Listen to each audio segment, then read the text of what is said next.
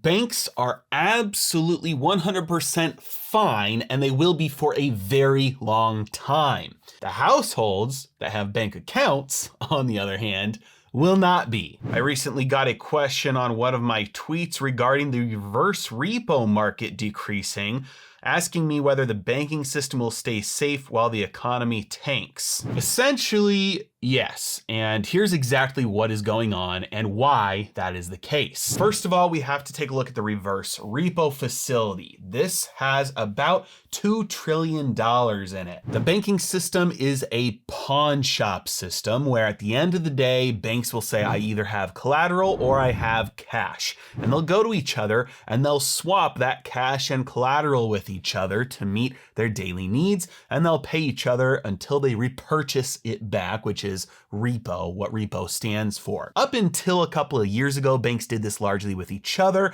And then the Fed in 2019 got involved, and then it got involved even more in 2020. And now most of it takes place directly with the Fed instead of with each other. That is what this reverse repo facility is. When banks have excess cash, they give it to the Fed, they deposit it in this reverse repo facility, and they get the collateral that they need for their collateral requirements, and they get paid an interest rate on that cash as well. About $2 trillion the banks have deposited with the Fed in the reverse repo facility, and they're getting paid like 4.5% on that $2 trillion right now, so not a bad deal to get 4.5% risk-free from the only one with the license to print money for free. No market risk, no default risk, just give them your cash, get your collateral, and get paid your 4.5%, no risk. Because of this dynamic, funds held at the reverse repo facility are now considered fungible to bank reserves. This means that while official bank reserves might be on the decline,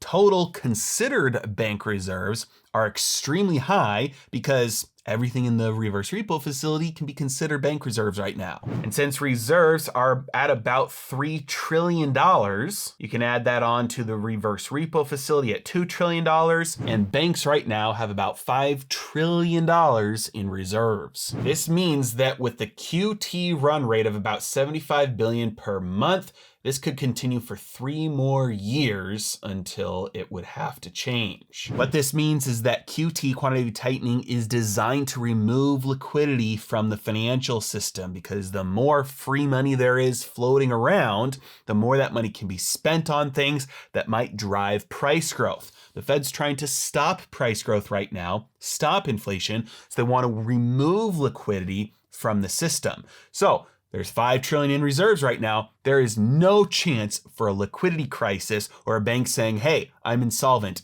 anytime soon here. We are a long way from that. Contrast this with the position that the average American household is in. Credit cards and other revolving debt, Americans have about $950 billion. That is an all-time record high. So yes, Americans are still spending more money. They're just spending money that they don't have. So retail sales have been great lately. But guess what?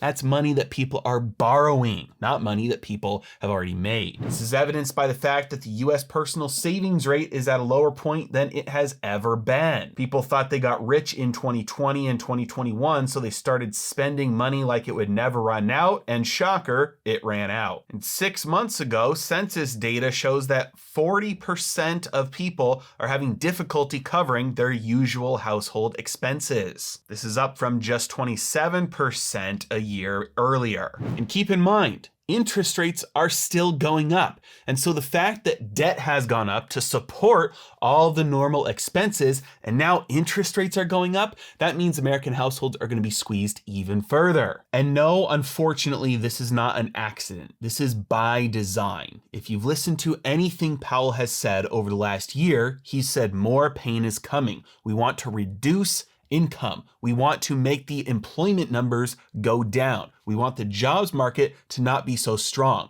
Reading between the lines, he means he wants to take away your job, he wants to take away your pay so that you stop spending money. We'll make sure the banks are safe, but we want to take away the purchasing power of Americans so that it stops inflation, the inflation that they caused in the first place. This is a classic Austrian business cycle theory where you have an expansion of the money supply from artificially easy credit. So remember in 2020, interest rates went down to 0. It was extremely easy to get a mortgage, to refinance your house. To heck, you didn't even have to pay your mortgage for a while. You just got to buy your house and then just say you had some difficulty from COVID. You didn't have to pay your mortgage for at least 6 months, and everybody got a huge boost in income and a decrease in expenses from those interest rates. That caused a boom. Prices of all assets went up. Everybody thought they were getting rich. People started leaving their jobs and going to other jobs that paid better. Again, this is a boom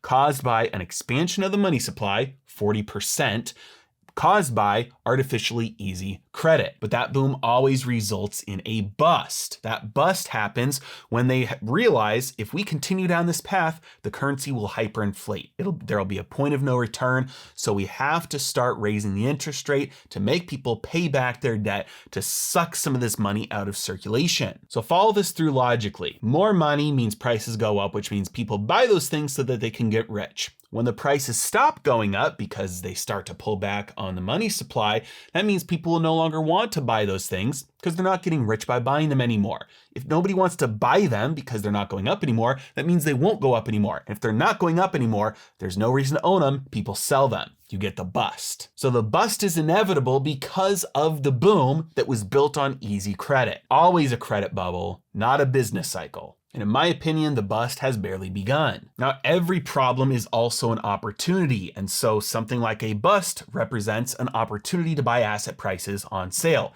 If you don't know how to identify the best assets in the world and figure out whether they're actually on sale, whether they're actually a good deal, you need my bear market investing guide linked in the description below. And one final note, we know that interest rates are still negative on real terms. This means that the inflation rate is 6.5% right now, while the 2-year treasury is 4.6%, mortgage rates are at 6.12%, and the 10-year is at 3.8%. This proves you do not need positive real rates in order to bring down inflation. Assuming you have a sufficiently high debt load, all you need to do is tick those interest rates up a tiny bit, because then as that debt matures, you either have to pay that debt back, which removes money from the system, or you have to roll it over, which means you're paying ever more dollars in interest, again, withdrawing money from the system. The larger the debt load, the smaller rise in interest rates you need